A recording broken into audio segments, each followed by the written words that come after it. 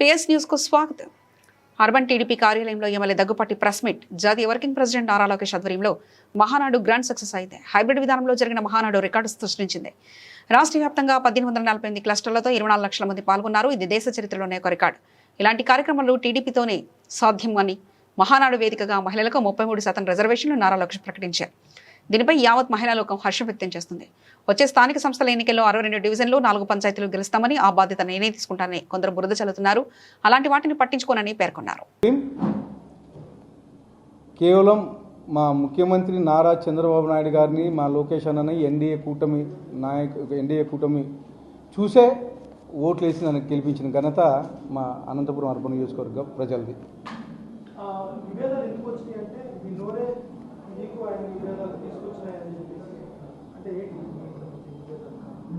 మాది ఎక్కడ ఎవరికి ఏం విభేదాలు లేవు.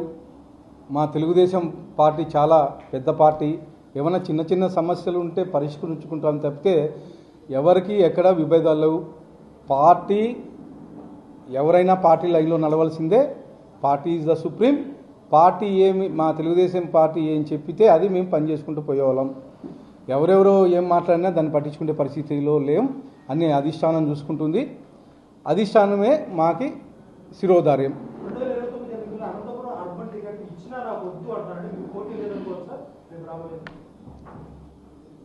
ఇంకా 2029 3 ఏళ్ళు ఉంది. అప్పటికి ఏం జరుగుతుందో తెలియదు.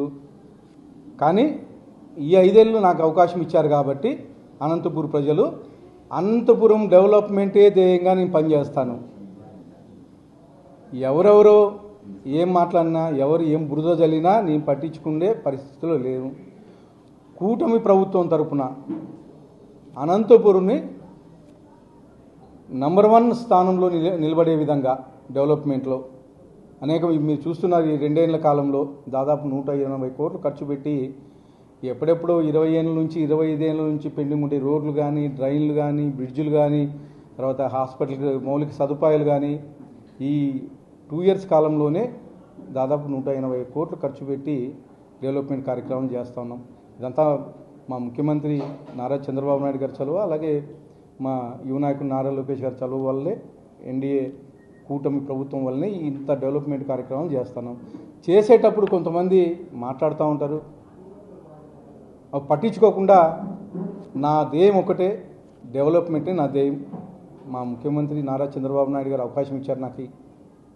దాన్ని నిలబెట్టుకునే విధంగా నేను కృషి చేస్తూ పనిచేస్తూ ముందుకెళ్తా. నేను ఎవరో ఏమో మాట్లాడారని చెప్పేసి నేను పట్టించుకునే పరిస్థితుల్లో లేదు. నా ధ్యేయం ఒకటే, డెవలప్మెంటు.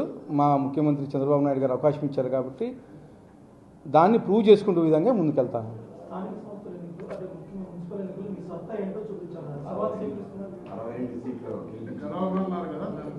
గతంలో నాకు ఎమ్మెల్యేగా అవకాశం వచ్చినప్పుడు, మా ముఖ్యమంత్రి చంద్రబాబు నాయుడు గారు అవకాశం ఇచ్చినప్పుడు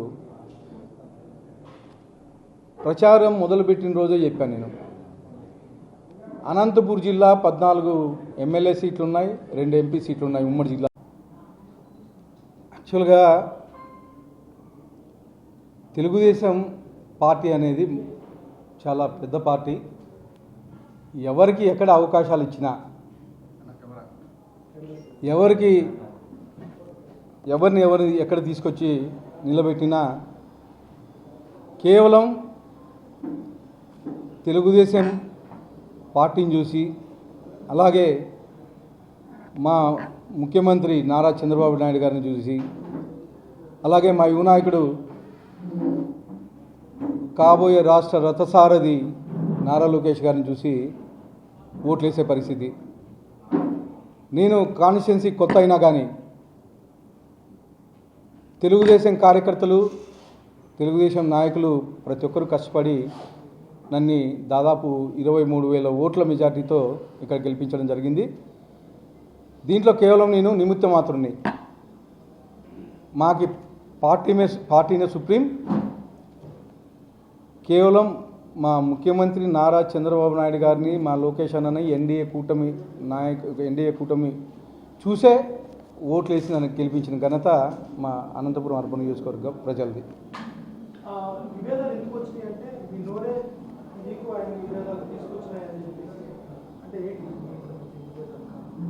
మాది ఎక్కడ ఎవరికి ఏం విభేదాలు లేవు. మా తెలుగుదేశం పార్టీ చాలా పెద్ద పార్టీ. ఏమైనా చిన్న చిన్న సమస్యలు ఉంటే పరిష్కరించుకుంటాం తప్పితే ఎవరికి ఎక్కడ విభేదాలు లేవు. పార్టీ ఎవరైనా పార్టీ లైన్లో నడవలసిందే. Party is the supreme. Party మా తెలుగుదేశం పార్టీ ఏం చెప్పితే అది మేము పనిచేసుకుంటూ పోయేవాళ్ళం. ఎవరెవరో ఏం మాట్లాడినా దాన్ని పట్టించుకునే పరిస్థితిలో లేం. అన్నీ అధిష్టానం చూసుకుంటుంది. అధిష్టానమే మాకి శిరోధార్యం.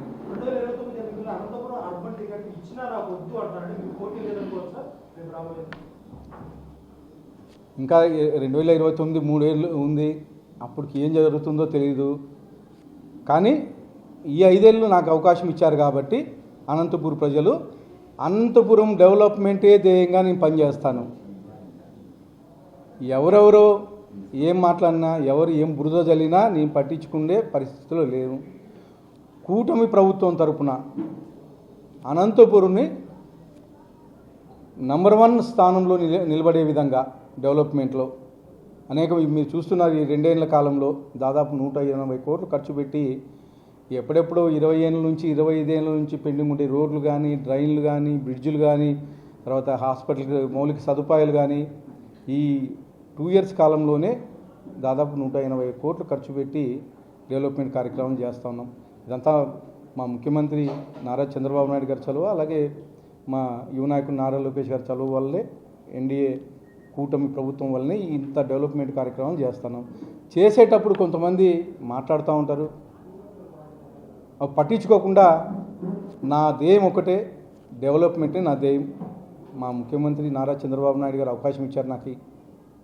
దాన్ని నిలబెట్టుకునే విధంగా నేను కృషి చేస్తూ పనిచేస్తూ ముందుకెళ్తా. నేను ఎవరో ఏమో మాట్లాడారని చెప్పేసి నేను పట్టించుకునే పరిస్థితుల్లో నా ధ్యేయం ఒకటే, డెవలప్మెంటు. మా ముఖ్యమంత్రి చంద్రబాబు నాయుడు గారు అవకాశం ఇచ్చారు కాబట్టి దాన్ని ప్రూవ్ చేసుకునే విధంగా ముందుకెళ్తాను.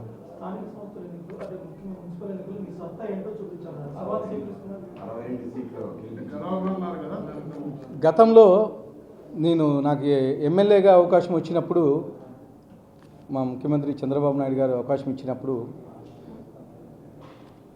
ప్రచారం మొదలుపెట్టిన రోజే చెప్పాను. నేను అనంతపూర్ జిల్లా 14 ఎమ్మెల్యే సీట్లు ఉన్నాయి, 2 ఎంపీ సీట్లు ఉన్నాయి. ఉమ్మడి జిల్లాలో 14 సీట్లు గెలుస్తామని చెప్పాను. 2కు 2 ఎంపీ సీట్లు గెలుస్తామని చెప్పాం. అలాగే 14 సీట్లు గెలిచాం. 2 ఎంపీ సీట్లు భారీ మెజార్టీలతో గెలుస్తామని చెప్పాం. అలాగే గెలిచాం.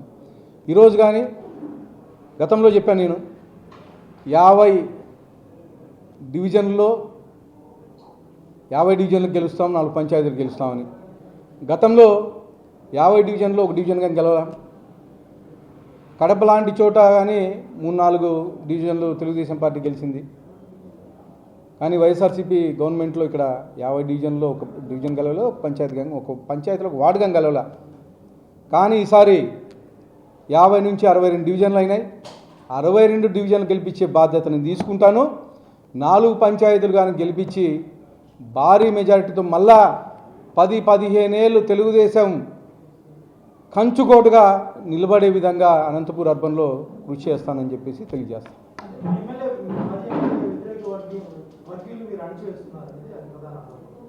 అంతా అధిష్టానం చూసుకుంటుందని నేను ఎవరిని అణచివేసే పరిస్థితి లేదు. నేను ప్రతి మీటింగ్లోనూ ఒకటే క్లియర్గా చెప్పాను, ప్రతి ఒక్కరూ పనిచేసుకోండి. తెలుగుదేశం కార్యకర్త అనేవాళ్ళు ప్రతి ఒక్కరు వచ్చినా, తెలుగుదేశం సభ్యత్వం ఉండే ప్రతి కార్యకర్త వచ్చినా నేను వచ్చి పనిచేసి పెడతానని చెప్పాను. నిన్నటి రోజు కానీ చెప్పాను. మా ముఖ్యమంత్రి వర్యులు ఒకటే ఆదేశాలు ఇచ్చారు, అర్హులైన ప్రతి ఒక్క పెన్షన్దానికైతేమి, అలాగే రేషన్ కార్డు అయితేమి పార్టీ చూడుకోకుండా పనిచేయమని చెప్పేసి మా ముఖ్యమంత్రి వర్యులు గారు ఆదేశించారు. ఖచ్చితంగా పార్టీతో సంబంధం లేకోకుండా ఎవరైతే అర్హులు ఉన్నారో వాళ్ళకు ప్రతి ఒక్కరికి హౌసింగ్ అయితేమి, రేషన్ అయితేమి, పెన్షన్ అయితేమి, ఏ సంక్షేమ కార్యక్రమం అయినా పార్టీ చూడుకోకుండా పనిచేయండి అని చెప్పేసి మాకు ఆదేశాలు ఉన్నాయి. ఖచ్చితంగా మేము చేసి పెడతాం.